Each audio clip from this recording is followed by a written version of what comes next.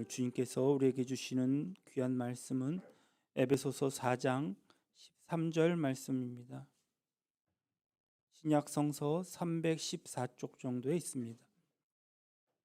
에베소서 4장 13절 말씀입니다. 우리 함께 봉독해 올리겠습니다. 에베소서 4장 13절 말씀입니다. 시작. 우리가 다 하나님의 아들을 믿는 것과 아는 일에 하나가 되어 온전한 사람을 이루어 그리스도의 장성한 분량이 충만한 데까지 이르리니. 아멘.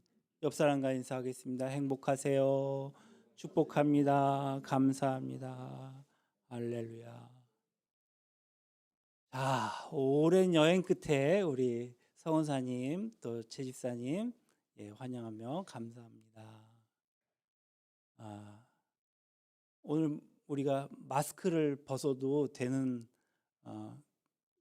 시간이 되어서 제가 마스크를 벗고 예배를 인도를 하는데 제가 어색하네요.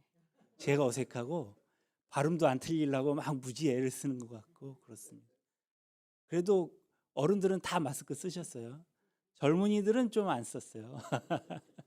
감사합니다. 어제는 입춘이었고 오늘은 정월 대보름이랍니다. 봄이 다가오는 소리가 들리는 듯합니다. 곧 따뜻해질 것이다라는 희망을 갖는데요. 이럴 때일수록 또 건강에 유념하시면 좋겠습니다. 신앙생활을 어떻게 하면 잘할 수 있는가 좀 더 나누어 보고 싶은데요. 두 번째 시간을 갖도록 하겠습니다. 신앙생활을 잘하기 위한 적극적인 방법들에 대해서 같이 나누어 봅시다. 첫째로 오늘은 신앙생활을 잘하기 위해서 로마서 14장 8절 말씀을 우선 한번 볼까요? 제가 읽도록 하겠습니다. 우리가 살아도 주를 위하여 살고 죽어도 주를 위하여 죽나니 그러므로 사나 죽으나 우리가 주의 것이로다. 아멘. 말씀이 참 좋은데 제가 이렇게 살 수 있을까 항상 고민을 해보지 않을 수가 없습니다. 오늘 본문 이 말씀이야말로 바로 하나님 중심의 삶이다.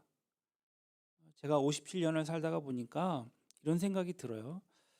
인생을 크게 살고 죽는 것, 그 다음엔 사랑하고 미워하는 것, 이게 다인 것 같아요.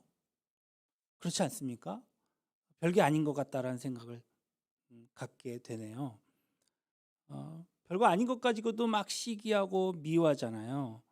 또 질투하고 별것도 아닌 거 가지고 막 행복해하고 막 감동도 받고 그렇죠. 그리고 누군가 태어나고 또 그것을 기뻐하고 태어나면 반드시 또 죽는 게 있고 죽고 이게 전부인 것 같아요.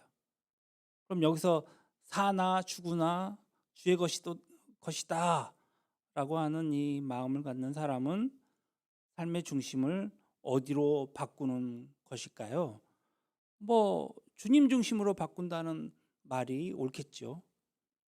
그럼 삶의 중심을 하나님의 중심으로 사는 사람은 어떻게 사는 사람을 말하고 있는 것입니까? 그저 막 1초도 쉬지 않고 주여 주여 주여 하나님 하나님 하나님 막 중얼중얼 하나님 하나님 하나님 이러고 사는 것일까요? 여기서 우리가 오해하기 쉬운 부분이 있습니다. 먼저 내가 숨 쉬는 그 순간순간마다 하나님 하나님 막 이렇게 사는 것은 불가능합니다. 다시 얘기하자면 하나님은 우리가 로봇처럼 살기를 원치 않으십니다. 만일 우리가 정말 직장 생활을 하면서도 집에서 쉬면서도 또 어딘가를 가서 여행을 하면서도 막 숨도 쉬지 않고 막 하나님 하나님 하나님 하나님 막 이렇게 중얼중얼 거리면서 정말 신앙생활 이렇게 생활을 한다? 불가능하죠. 어떤 종교는 그렇더라고요. 남녀 호랑객교 막 이렇게 막 중얼중얼하면 그 뜻이 이루어진다는 얘기도 하더라고요. 하루 종일 이렇게 중얼중얼하면서 밥을 먹으면서도 하나님, 막 잠을 자면서도 막 하나님 하나님 이러면 밥도 제대로 못 먹고 잠도 제대로 못 자겠죠. 하나님이 우리에게 식욕과 수면욕을 주셨는데 어, 사람들이 우리를 보고 막 하나님 하나님 하나님 하나님 막 길거리 다니면서도 전철 타면서도 하나님 하나님 그러면은 광신도라고 생각하지 않을까 싶습니다. 그렇기 때문에 어떤 것이 하나님 중심의 삶일까? 하나님은 우리가 이 땅을 살면서 정말 행복하게 살기를 원하시는 것 같아요. 그러니까 찌질이 궁상으로 인상 쓰면서 막 세상의 모든 짐을 다 혼자 짊어진 양 그렇게 살고 또 막 미워하고 막 그냥 원망하고 괴롭히면서 그렇게 사는 것을 원하시지 않습니다. 하나님이 가장 원하시는 것은 이 땅에서 정말 평안을 누리고 정말 행복하게 하나님께 영광을 돌리며 살기를 원하시는 것을 믿습니다. 하나님께서 막 회초리를 들고 다니시면서 야, 어떤 놈이 무슨 잘못을 하나? 너 이거 잘못했지? 너 3대 맞아. 너는 5대야. 막 이렇게 때리는 분이 아니셔요. 근데 항상 주님이 우리를 정죄하시는 분이라고 우리는 좀 오해하고 있거든요. 하나님은 우리에게 모든 것을 다 주기를 원하시는 분이십니다. 그러면 하나님 중심의 삶이 뭘까요?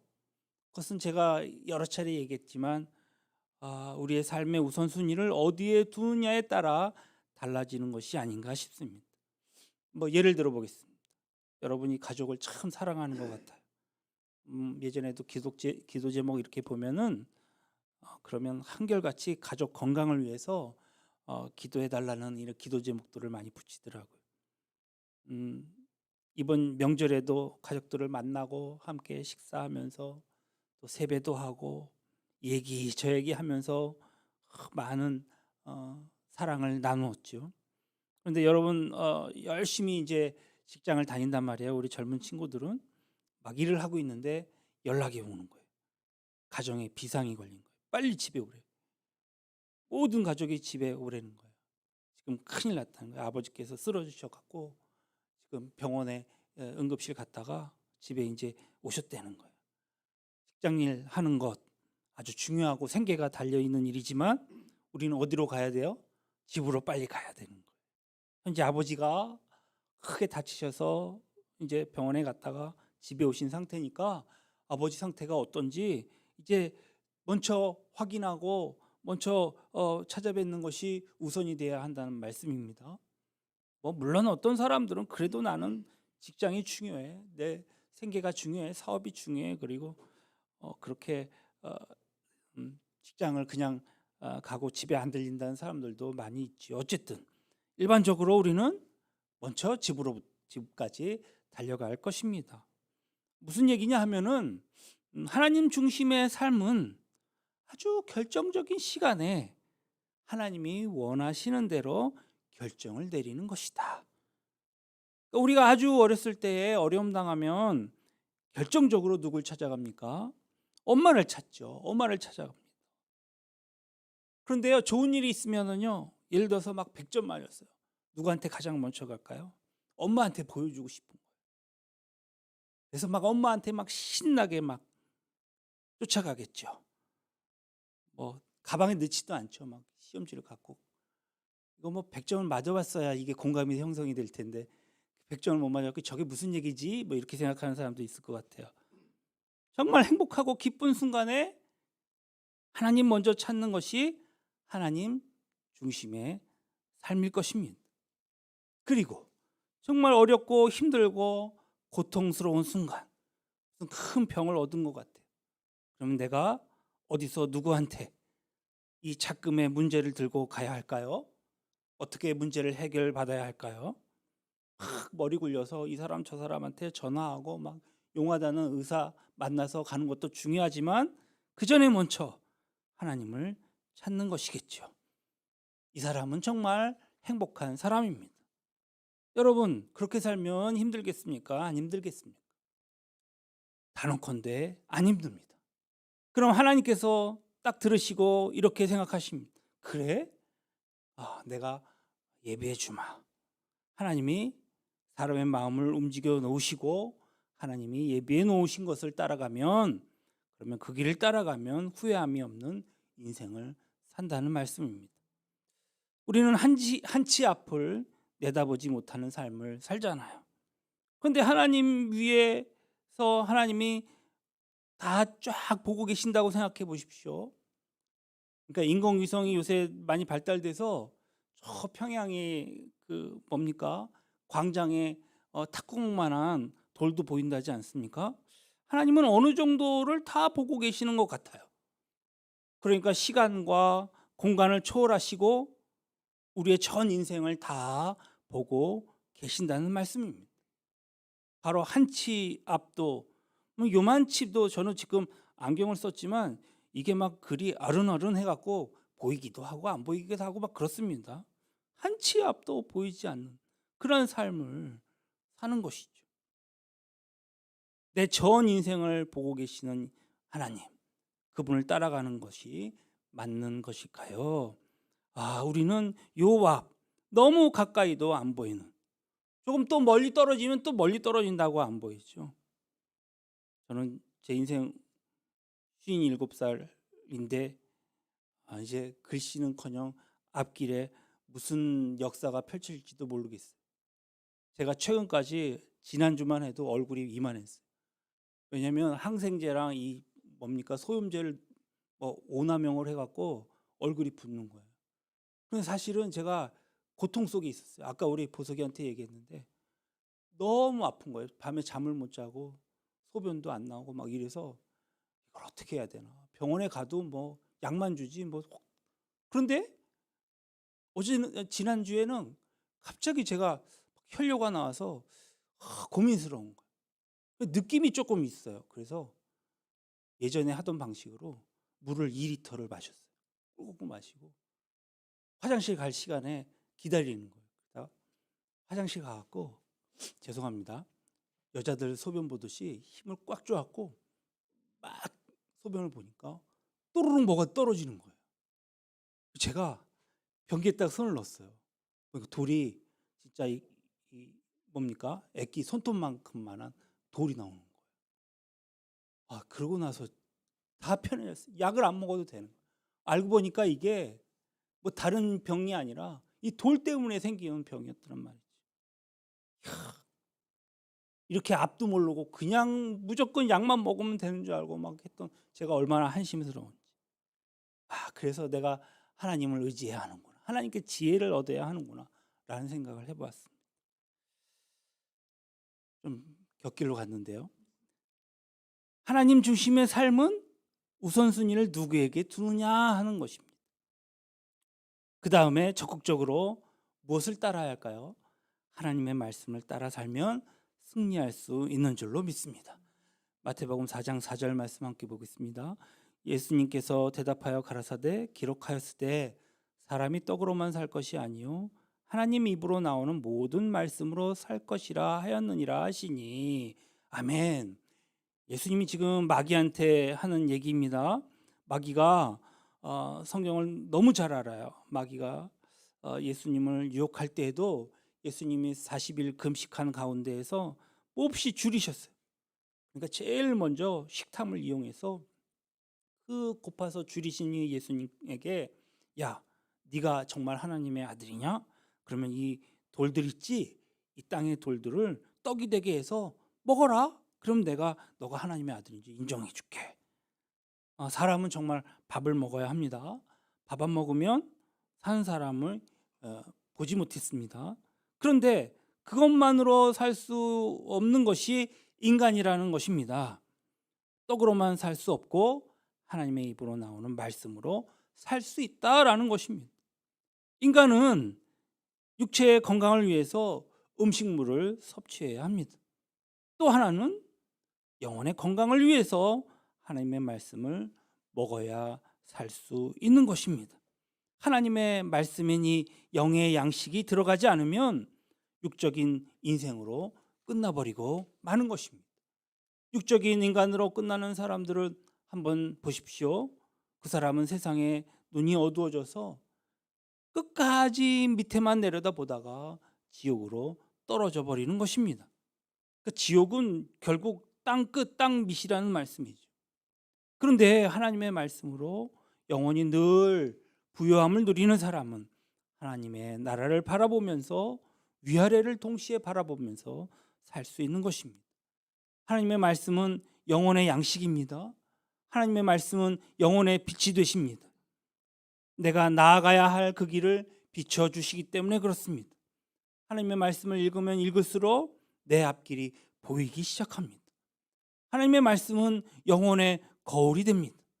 그래서 내가 어디가 부족하고 머리가 잘못됐는지, 눈이 잘못됐는지, 얼굴에 뭐가 묻었는지 볼 수 있는 것이. 시편 119편 11절에는 내가 주께 범죄하려 하지 아니하려 하여 주의 말씀을 내 마음에 두었나이다. 또 하나님의 말씀은 영혼의 무기가 됩니다. 히브리서 4장 12절의 말씀에 보면 좌우의 날선 그 어떤 검보다도 예리하여 혼과 영과 관절과 골수를 찔러 쪼개기까지 하며 우리의 생각과 뜻까지 감찰하는 것이 바로 하나님의 말씀이다 했습니다. 하나님의 말씀은 사람의 마음을 꿰뚫어 보십니다. 그러므로 우리는 하나님의 말씀으로 악한 것들을 대적할 수 있고 영혼의 거울인 말씀을 읽는 순간 내가 내 자신을 보기 시작하는 것입니다.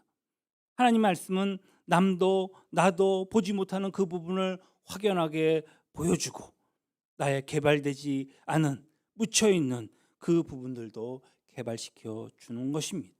그러므로 하나님의 말씀은 우리로 하여금 적극적인 신앙생활을 하도록 만들어 주는 것입니다.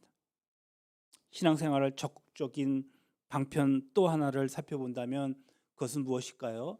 그것은 바로 기도하는 것입니다. 골로새서 4장 2절 말씀을 보겠습니다. 기도를 계속하고 기도에 감사함으로 깨어 있으라. 그러니까 기도를 계속하고는 기도를 항상 힘쓰고라는 말씀입니다. 기도는 항상 해야 하는 것이죠. 왜 기도를 항상 해야 할까요? 영혼의 호흡이라 했으니까요. 영혼의 숨쉬기라고요. 왜 기도는 영혼의 호흡입니까? 숨을 제대로 쉬지 못하니 죽지 않습니까? 마찬가지로 영혼의 숨을 제대로 쉬지 못하면 그 사람의 영혼은 죽는 것입니다. 영적인 호흡이 무엇입니까? 기도인 것이죠.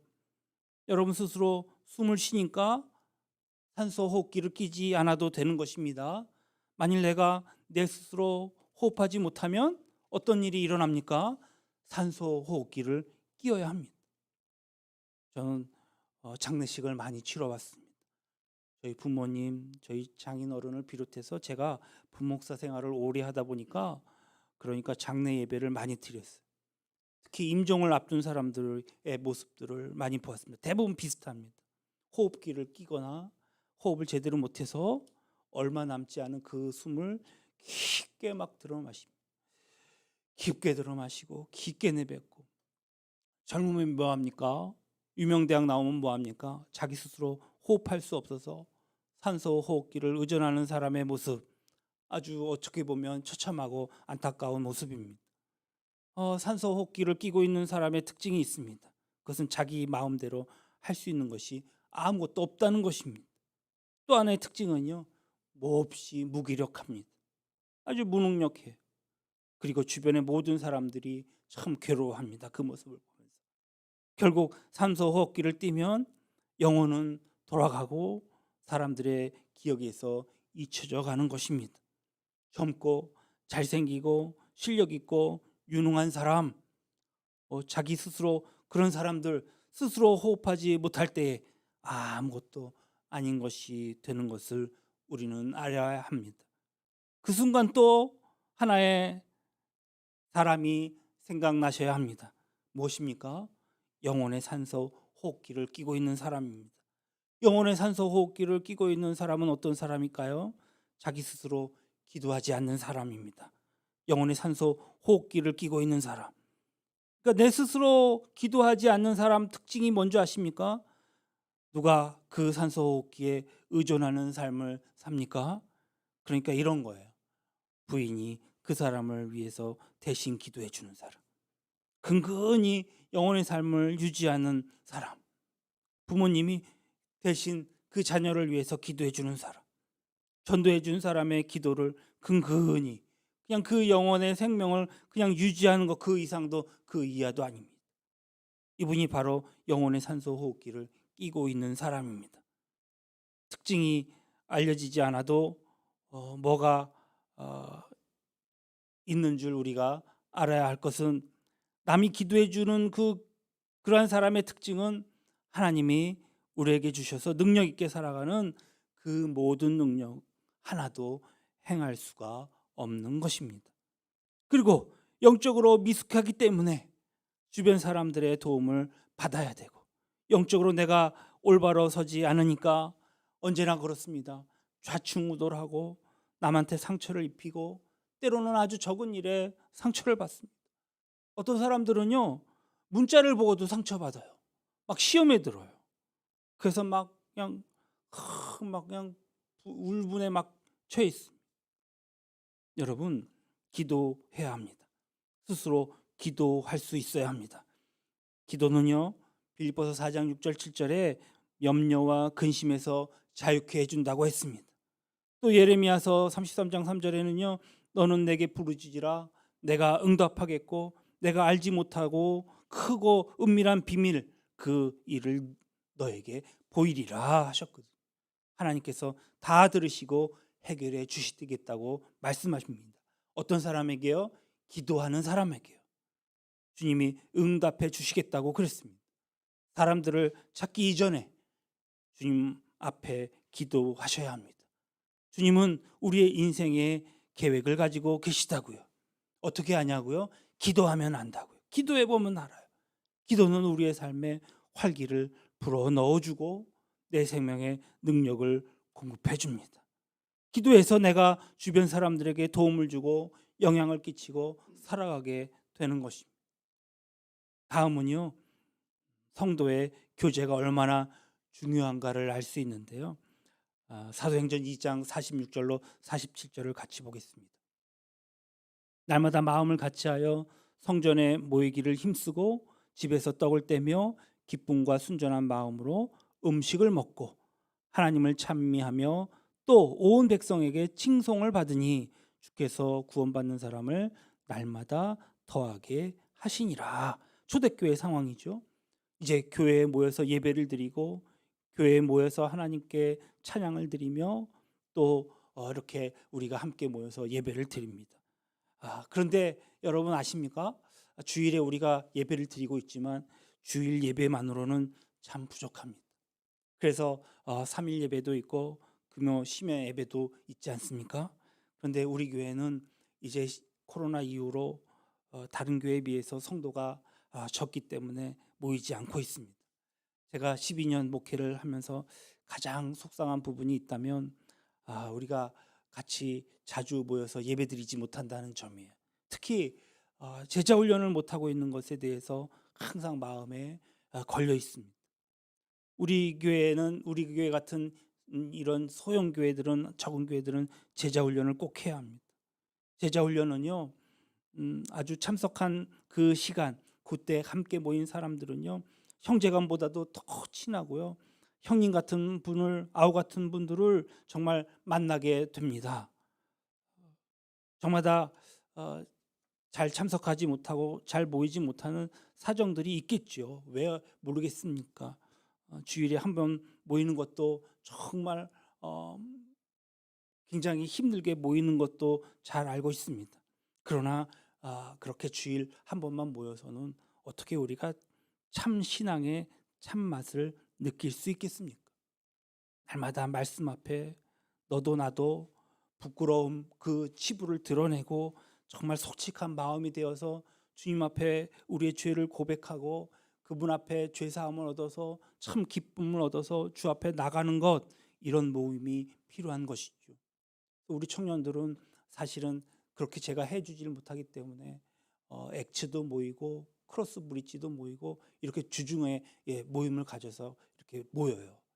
그리고 이 친구들은 그렇게 선교도 가자 마음이 합심돼서 또 선교도 나가고 그렇게 하거든요. 참 좋은 일이라고 생각합니다. 교회 모임에 나가면 나갈수록 영적인 풍성함을 얻게 되는 줄로 믿습니다. 여러 모임이 있지만 우리가 교회 모임 많이 참석하면 좋습니다. 여러분들에게 준비된 은혜가 꼭 있거든요. 하나님이 예비하시거든요.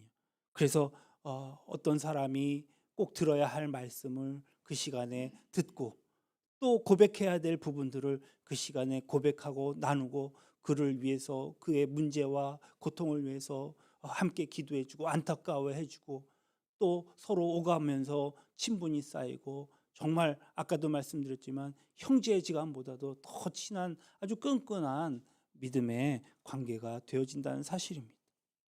마지막으로 전도입니다. 마가복음 16장 15절 말씀에 너희는 온 천하를 다니며 만민에게 복음을 전파하라.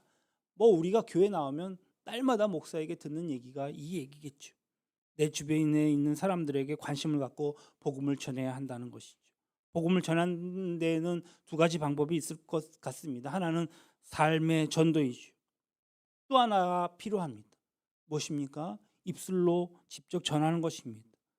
전도라고 하는 것은 증인된 사람에게 주어진 특권입니다. 증인이 무엇입니까? 어떤 사람들은 내가 그렇게 살지 못하기 때문에 나는 전도 못하겠어요, 이렇게 말하는 사람들도 있습니다. 그런데요, 증인이라는 말은 법적인 용어 아니겠습니까? 내가 보고 들은 대로 말하는 것이죠. 내가 성경 속에서 만난 예수님, 예수 그리스도 그 보고 들은 대로 전해주면 되는 것이죠. 증인은 집에서 무슨 생활을 하였으며 또 어떤 학교 출신이며 옆집 사람과 어떤 관계가 있고 이것저것 하나하나 따져서 증인 세우는 것 아니지 않습니까? 어떤 사건을 보았느냐, 무엇을 보았느냐, 그리고 그것을 사실 그대로 전하는 것, 이것이 증인이죠. 하나님의 말씀을 통해서 우리가 본 그대로 예수 그리스도를 전하는 것, 바로 그것이 증인입니다. 이것이 바로 전도입니다. 기쁨을 나누면 나눌수록 더 커지는 것이고, 예수 그리스도의 복음을 나누면 나눌수록 내 마음속에 기쁨이 따라오는 것입니다. 그래서 전도하는 거예요. 그 사람을 위해서도 전도하지만 그렇게 전함으로 인하여서 내 마음에 기쁨을 얻고 위안을 얻기 때문에 전도를 하거든요. 다른 사람들이 예수 믿고 교회 안에 들어와서 정말 주님 안에서 막 은혜 받고 막 기쁨이 충만해지고 그러면 교회가 어떻겠습니까? 자연히 밝아지겠죠. 아까 전도를 마지막이라고 얘기했는데 죄송합니다. 한 가지 더 남은 것 같아요. 봉사입니다. 봉사. 고린도전서 15장 58절인데요. 그러므로 내 사랑하는 형제들아, 경고하며 흔들리지 말며 항상 주의 일에 더욱 힘쓰는 자가 되라. 이는 너희 수고가 주 안에서 헛되지 않은 줄을 알미니라. 견고하고 흔들지 말라. 바울 선생님이 말하는 거예요. 그러니까 건물을 세울 때 어떻게 합니까? 이렇게 사용되는 단어 아니겠습니까? 견고하고 흔들리지 않게. 마찬가지로 봉사하는 사람은요, 믿음이 견고해지고 흔들림이 없어야 합니다. 이 건물이 흔들리고 있다면 여러분들 지금 예배드리면서도 불안하지 않겠습니까? 어떻게 예배를 드리겠어요? 마찬가지로 봉사하는 사람이 흔들린다면요, 그 사람 그 주변에 있는 사람들이요 다 불안해하는 것입니다. 그래서 봉사하려고 하면 먼저 내 믿음이 견고해져야 한다. 보통은 봉사하다가 시험에 많이 들거든요. 많이 실망하고요, 많이 교회를 떠납니다. 그래서 봉사에 대한 그 상급을 정말 하늘나라에 쌓아둔다. 정말 내가 더 힘쓰고 애쓸 때에 주님께서 나를 알아주신다. 그런 약속이 있어야지 내가 봉사할 수 있는 거예요. 이제 신앙생활을 어떻게 하면 잘할 것인가에 대해서 배웠지만 마지막 한 가지가 또 있습니다. 그것은 무엇이냐면요, 그 무엇보다도 우리가 지키고 지켜야 할 아주 중요한 약속입니다. 나는 날마다 내가 몇 시에, 아침이면 아침에, 저녁이면 저녁, 아니면 점심이면 점심, 어디에서 주님을 만날 것인가에 대한 주님과의 약속입니다. 하루에 20분만 시간을 정해놓고 주님과 나와의 독대를 가져야 합니다. 남편에게도 아내에게도 자녀에게도 누구에게도 방해받지 않는 그 시간을 정해놓고 그 누구에게도 방해받지 않는 그 장소에서 내가 주님과 아주 긴밀한 데이트를 해야 한다는 말씀입니다. 하나님께서 우리에게 24시간을 주셨어요. 하루를 주셨다고요. 그런데 그 하루 중에 하나님과 만나는 시간을 정해놓은 사람은요, 하나님의 인도함을 따라서 승리하는 삶을 살 수 있는 것을 믿으시기 바랍니다. 아무에게도 방해받지 않는 그 시간에 주님과 대화하셔야 합니다. 마틴 루터가 종교개혁하면서 이런 얘기를 했다고 해요. 내가 전에는 바쁘지 않아서 1시간 기도했는데 요즘은 너무 바빠서 3시간 기도한다. 이렇게 설명합니다. 바쁘지 않을 때는 에너지가 많이 안 나가니까 지혜가 많이 없어도 되는데, 뭐가 없다고요? 지혜가 많이 없어도 된다고요. 그런데 이제 내가 너무 바쁠 때에는 3시간 기도해서 하나님이 주시는 그 지혜와 능력을 받아야 이 일을 해낼 수 있다 하는 것입니다. 여러분, 정말 바쁘고 힘들수록 주님 앞에 나가야 하는 것입니다. 지혜를 얻어야 하는 것입니다. 이렇게 기도하고 주님과 충분한 교제하고 정말 말씀으로 승리하시는 귀한 하나님의 백성들 다 되시기를 우리 구주 예수 그리스도의 이름으로 축원합니다. 할렐루야. 기도합시다. 좋으신 하나님 아버지, 감사합니다. 오늘도 주님 앞에 나왔습니다. 참 세상이 험해지고 우리가 감당할 수 있는 그러한 한계를 넘어가는 것이 많이 있는 것 같습니다. 우리가 주님과 하나 되어서 정말 즐거운 참된 신앙생활을 해야 하는데, 신앙생활로 인하여서 우리가 이 삶을 이겨나가야 하는데 우리가 주님 멀리하며 어찌 이 세상을 승리할 수 있겠습니까?